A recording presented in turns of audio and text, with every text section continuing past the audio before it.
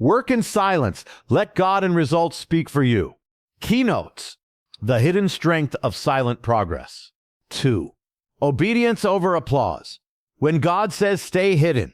3. The noise of the world cannot silence God's timing. Consistency in the secret place builds public legacy. God promotes what he plants, not what man praises. Purpose is often refined in isolation.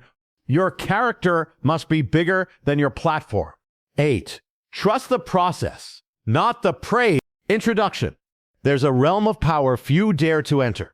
A sacred place where giants are made, not by claps, cameras, or crowds, but by the quiet chiseling of purpose in the dark. In today's age, where everything must be posted, validated, and praised online, it feels foreign, almost rebellious to work in silence. But it is in the silence that God does his loudest work. It's in the hush of humility that the heavens stir with movement. If you've ever felt unseen, unknown, or under-celebrated, you are not forgotten. You are being formed. The world shouts, show off your success, but God whispers, let me reveal you in my time. We are so conditioned to seek validation that we sometimes forget that true validation comes from the one who made us. Not from followers, not from viral moments, but from a Father who sees what's done in secret and promises to reward it in his way, in his time. The loudest transformations happen silently. A seed breaking underground, a soul healing from trauma, a warrior choosing discipline behind closed doors. The sound of success isn't always noise, it's often peace. What if the applause you're chasing is actually a distraction from the anointing you're carrying? What if the process you're in right now, the invisible grind, the hidden prayers, the private tears, is the exact foundation for the greatness God is preparing you for? Some of God's greatest works were never rushed to the stage. David was anointed but sent back to tend sheep. Joseph had dreams but was thrown in a pit. Jesus was the Son of God but waited 30 years before public ministry. Silence isn't a punishment, it's a preparation. So today, I invite you to rethink your strategy. This message is for the dreamers who feel delayed, for the workers who feel unseen, for the faithful who've traded applause for alignment. The time has come to embrace the sacred discipline of working in silence and letting God and the results speak for you. The spotlight is temporary, but the foundation is eternal. So let's go deep, let's go quiet, and let's go strong. Kezekler, Keynote 1, the hidden strength of silent progress. Too many people want instant validation. They want the reward without the preparation, the crown without the cross, the stage without the scars. But real progress, God-ordained progress, is never microwaved. It's slow-cooked in silence. There's a sacred strength that builds in silence that no public accolade can replicate. It's the kind of strength that doesn't need applause to feel secure. The kind of strength that walks confidently when no one is watching. You see, when you work in silence, you're not hiding, you're building. There is a difference between being overlooked and being hidden. One is man's perception. The other is God's protection. God hides what is valuable. He places treasure in hidden vessels. A diamond isn't found shining on the surface of the earth. It is buried deep, formed under pressure in silence. So when God allows you to be hidden, he is not ignoring you. He is forming you. Silent seasons are not wasted seasons. They are weight-gaining seasons where your soul gains spiritual weight, your character gains maturity, your motives are purified, and your endurance becomes unshakable. When no one is clapping, you learn to clap for yourself. When no one sees you, you learn to be seen by God. And when no one affirms you, you learn to be affirmed by his word. That kind of self-sustaining strength makes you unstoppable, not because you're fearless, but because your fear is anchored in faith. Consider the story of Noah. God gave him a word to build an ark, not a yacht, not a showpiece, but a vessel of salvation. And for over 100 years, Noah built it in silence. No rain, no crowd, no validation. Just faith, hammer and wood, day after day. People mocked him, but when the rain came, what Noah built in silence spoke louder than any argument. It became his testimony. The flood didn't validate Noah, the ark did. His work in silence became his deliverance in the storm. That's how God works. He hides you so your work can mature. He keeps you quiet so your spirit can deepen. He delays the spotlight so your foundation doesn't crack under pressure. Why? Because when you arrive at your moment, you won't be performing. You'll be living your purpose. People will look at you and say, "Where did this come from?" And you'll smile, knowing it didn't happen overnight. It happened in the night, in the silence, in the unseen grind. Let's go deeper. Why does God allow silent seasons? Because He wants to break your addiction to external approval. When you don't get applause, likes, or recognition, your motives are tested. Are you building to be seen, or are you building to serve? God will test your heart before He elevates your influence. That's why the work in silence is so powerful. It's not just about the results, it's about the refinement. The world sees success, God sees substance. The strength that is built in silence is the kind that won't fall when storms come. It's the kind that doesn't need a platform to stand firm. It's the kind that can say no to opportunities that look good but aren't God. Silent seasons give you discernment. You learn to move by conviction, not by convenience. And that makes all the difference. Because when you finally step into the light, you won't need to explain yourself. The results and God will speak for you. Look at Jesus. Before He ever performed a miracle, before He ever preached to the multitudes, He spent 40 days in silence, in the wilderness, alone with nothing but the Word and the enemy trying to break Him. But it was in that silence that He proved the depth of His identity. He didn't need man to affirm Him. He was already affirmed at the Jordan River when God said, "This is my beloved Son."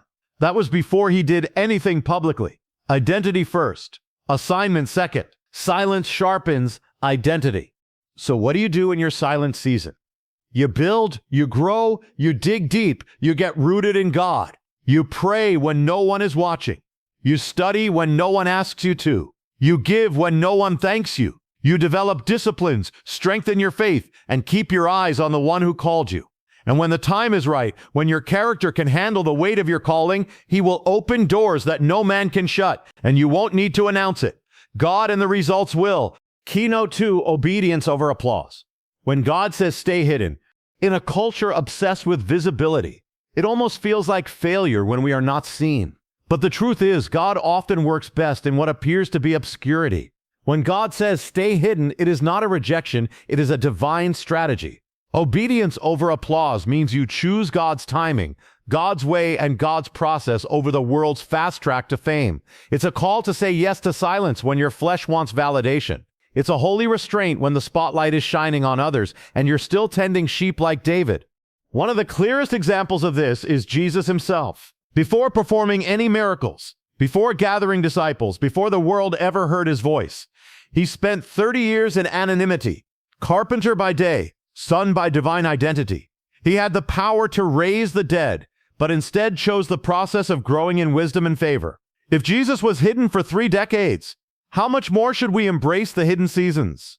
Obedience trains your spirit to follow God, not popularity. The silent season teaches you to obey not just in public, but in private. That private obedience will protect you when you finally enter your calling. Because if you only learn to perform for people, you'll collapse when their applause fades. But if you've learned to follow God in silence, you can endure anything. Obedience over applause requires you to remain faithful even when others get promoted ahead of you. It asks you to celebrate others while you wait for your own breakthrough. It means being content with God saying, "Not yet." And it's often in these moments that He is working the hardest in you. Joseph was given a dream that he would one day lead, but instead he was thrown into a pit, sold into slavery, and later imprisoned. From the outside, it looked like failure. But Joseph wasn't being delayed, he was being developed. Had he been promoted prematurely, his character wouldn't have matched his calling. God used hiddenness to forge humility. When you stay obedient in the shadows, you are actually stepping into your future. Every silent prayer, every unnoticed act of faith, every seed planted in obscurity is recorded in heaven. And when God chooses to reveal what He's been building in you, no man can stop it. No applause can accelerate it, and no enemy can steal it. So if you're in a season where God has said, stay hidden, take heart, you're not being punished, you're being prepared. This season is sacred. Don't waste it chasing visibility. Instead, chase obedience, because at the right time, God will call you forth. And when He does, the depth you've built in silence will sustain you on the stage. Keynote 3, the noise of the world cannot silence God's timings. It's tempting to compare our lives with what we see around us. Social media showcases success, highlights wins, and glamorizes speed. But God is not bound by the noise of the world. His timeline isn't influenced by likes, trends, or digital fame. While others are rushing ahead, trying to force doors open, God is calmly aligning everything for your good, and His timing is never late. The problem with rushing is that it produces immature results. A fruit picked too early is bitter, not sweet. A vision revealed too soon lacks the character to sustain it. That's why trusting God's timing is an act of worship. It's a declaration that He knows best, and you refuse to be rushed by noise. Think about Moses, called by God to deliver Israel, but he ran ahead of timing and killed a man. That mistake led him to the wilderness for 40 years. God didn't revoke the calling, He refined the vessel. And when the time was right, God spoke through a burning bush and launched him into destiny. The delay wasn't denial, it was divine. The world will try to convince you that you're behind. But how can you be behind when you're following the author of time? What looks like delay is often disguise. God is protecting you from premature exposure. He's shaping your heart, deepening your roots, and silencing the voices that could derail you. During this period, you must silence the internal noise too: doubt, fear, insecurity. You must ground yourself in the truth that your pace is not their pace. You are not running someone else's race. You are walking in divine rhythm. The moment you embrace this, peace replaces pressure. There's a quiet confidence in waiting on God. You don't have to announce your journey. You don't need to explain your process. Just stay faithful. Keep showing up. When the appointed time arrives, doors will open that you never knocked on. Favor will follow you without striving. The noise of the world cannot interrupt what heaven has decreed. So be still, be faithful, and be assured. God's timing will speak. Keynote 4. Consistency in the secret place builds public legacy. Legacy is not built in a moment. It's built in daily choices made without an audience. The secret place is where consistency is forged in prayer, in discipline, in small acts of faithfulness that seem insignificant but echo into eternity. Your legacy is shaped not by your highlight reel, but by your behind-the-scenes obedience. David didn't become a warrior when he defeated Goliath. He became a warrior when he was faithfully defending sheep from lions and bears. No one saw it. No one praised it. But it was in the field alone, unseen, uncelebrated, that his legacy was born. What you do in secret becomes your strength in public.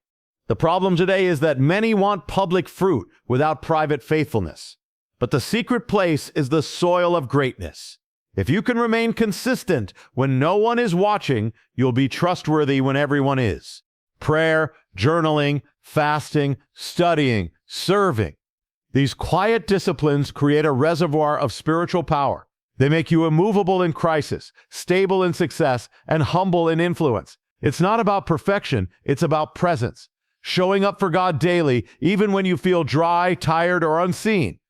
Elijah didn't call down fire from heaven because of one loud moment. He had a lifestyle of communion with God. Daniel didn't survive the lion's den by accident.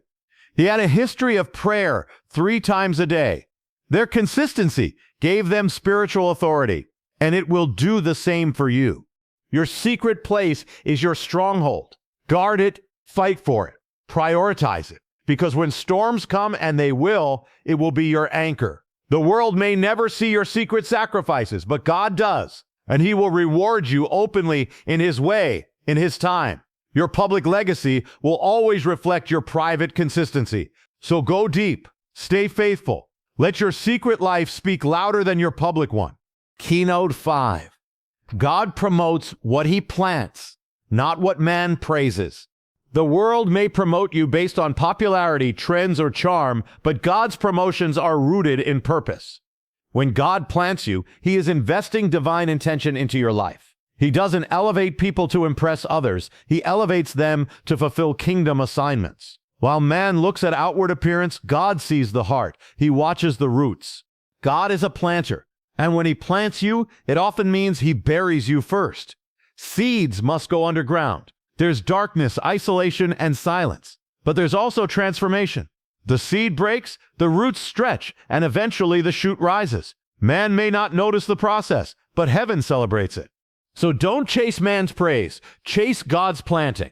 If you're planted by God, no drought can kill you. If you're rooted in His word, no storm can uproot you. Promotion doesn't come from the east or west. It comes from above. Let God decide your timing. your elevation, and your visibility. Man may praise the loud, the flashy, the viral, but God exalts the faithful, the humble, the obedient. When he sees a heart surrendered in the shadows, he delights in raising it up. And when God lifts you, no man can bring you down. What he establishes, he protects. Trust that your anonymity is not abandonment. It is divine cultivation. Let your ambition die so that your anointing can live. Don't perform for praise. Prepare for purpose. Because when God promotes what he plants, the fruit doesn't just bless you, it feeds nations. So stay grounded, stay hidden, and let heaven do the lifting. Keynote 6, purpose is often refined in isolation. Isolation can feel like punishment, but in the hands of God, it becomes purification. The wilderness isn't a detour, it's a destination for development. Many of the greatest men and women in the Bible encountered their deepest revelations and transformations in places of isolation. Moses met God in the backside of the desert. Elijah heard God's whisper in a cave. Paul received visions during years of obscurity. And Jesus himself was led into the wilderness to be tested before launching his ministry. Isolation isn't the absence of purpose, it's where purpose is clarified. When you're alone with God, distractions are stripped away. Your identity is no longer shaped by public opinion or external affirmation. In that solitude, God confronts you with truth, heals old wounds, and imparts vision. It's where he shows you who you really are, and more importantly, who he really is. These are not wasted seasons, they are wombs of destiny. In isolation, God redefines what success looks like. It's not about how many are watching, but about how well you are listening. Sometimes he separates you so that you no longer hear the noise of others, but the still, small voice of his Spirit. It may be uncomfortable, but it is crucial. For what God is preparing you for requires inner strength, humility, and clarity. Many rush to the spotlight only to be exposed by their unpreparedness. But when you've allowed God to refine you in private, you're no longer defined by performance. You're anchored in purpose. You don't need applause to keep going. You don't panic under pressure, because you know where your strength was built, not in the crowd, but in the cave. So if you feel isolated, misunderstood, or cut off, lift your eyes. You are not being abandoned, you are being aligned. Trust the process. Let the quiet work of God do its full work in you, because when the refining ends, what emerges is pure gold, strong, tested, and ready for impact. Keynote 7, your character must be bigger than your platform. We live in a world where platforms are built overnight. But what good is a platform if the person standing on it collapses under the weight of their own ego, insecurity, or pride? God is far more concerned with your character than your charisma. A large platform with a shallow foundation leads to disaster. But when character is deep, the platform becomes a place of service, not self-glory. Character is developed when no one is watching. It's formed in the decisions you make in silence, how you treat others when there's nothing to gain, how you respond to correction, how you manage influence when it starts to grow. Do you remain teachable, humble, kind, or does pride seep in like poison? God tests us in the little things before he trusts us with the large ones. If you can be faithful with few, he will make you ruler over many. But if your platform exceeds your integrity, your rise will be short-lived. That's why working in silence is so powerful. It gives God room to mature you before the masses applaud you. Consider King Saul and King David. Saul looked the part but lacked depth. David was hidden in the fields, worshiping in secret, killing bears and lions without an audience. By the time God brought him to the throne, he was ready not just to lead people, but to steward God's heart.